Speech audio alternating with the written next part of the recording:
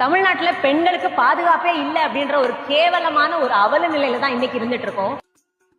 ஏன்னா கடந்த 10 நாளுக்குள்ளே பார்த்தோம் அப்படின்னா ஏகப்பட்ட கொள்ளை கற்பழிப்பு இந்த மாதிரி எக்கச்சக்கமான விஷயங்கள் நடந்துகிட்டு இருக்கு. இதுல நான் எந்த அரசாங்கத்தையும் நான் குறை சொல்ல விரும்பல, நான் கேள்வியும் கேட்கல. பட் என்னுடைய ஆதங்கம் என்ன அப்படின்னா, எனக்கு 2500 ரூபாய் மாசம் வேண்டாம், எனக்கு எந்த ஒரு ஃப்ரீ பீஸுமே வேண்டாம். என்ன மாதிரி எத்தனையோ பெண்கள் இருக்காங்க. சோ நான் யாருக்கு இந்த ஃப்ரீ பீஸ் போய் சேரணும் அப்படின்னு சொல்லி நினைக்கிறேன் அப்படின்னா, வறுமை கோட்டுக்கு கீழே யார் யார் இருக்கிறாங்களோ அவங்களுக்கு இது போகட்டும், நல்ல விஷயம். பட் என்ன மாதிரி நிறைய பெண்கள் இந்த மாதிரியான காசு தேவை இல்லைன்னு சொல்றவங்களும் இருக்காங்க.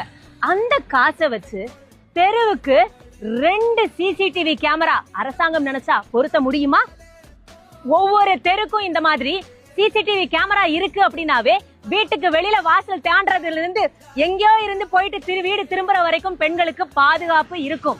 எப்படி அப்படின்னா, நம்மளுடைய அரசாங்கம் நம்மளை கவனிச்சுக்கிட்டு இருக்கு. சர்வேலன்ஸை ஸ்ட்ராங் பண்ணுங்க.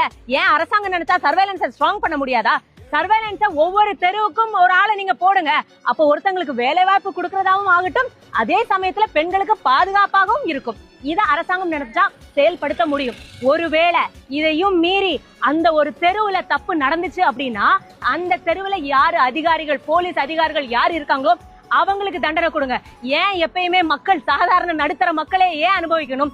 சோ இந்த மாதிரியான விஷயங்கள், இந்த மாதிரியான குற்றங்கள் நடக்கும்போது அந்த குற்றத்துக்கு காரணமா இருந்த அதிகாரிகள் மேல நடவடிக்கை எடுக்கும் போது ஆட்டோமேட்டிக்கா எல்லாமே மாறும்.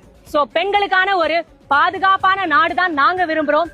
எந்த ஒரு ஃப்ரீ பீஸும் வேண்டாம். சோ சர்வேலன்ஸை ஸ்ட்ராங் பண்ணி பெண்களை பாதுகாக்கிற மாதிரியான சர்வேலன்ஸ் ஃபுல்லா இருந்துட்டு இருந்துச்சுன்னா ஒவ்வொரு பெண்களுக்கும் அண்ணன் கூட இருக்கிற மாதிரியான ஒரு தைரியம் வரும். சோ அந்த தைரியத்தை தான் நாங்க எதிர்பார்க்கிறோம். சோ இத தமிழக முதலமைச்சர் திரு ஜோசப் விஜய் அவர்கள் மக்கள் பார்வையில எடுத்துட்டு போய் இந்த ஒரு நடைமுறையை செயல்படுத்தினாவே போதும், மக்கள் நல்லா இருப்போம்.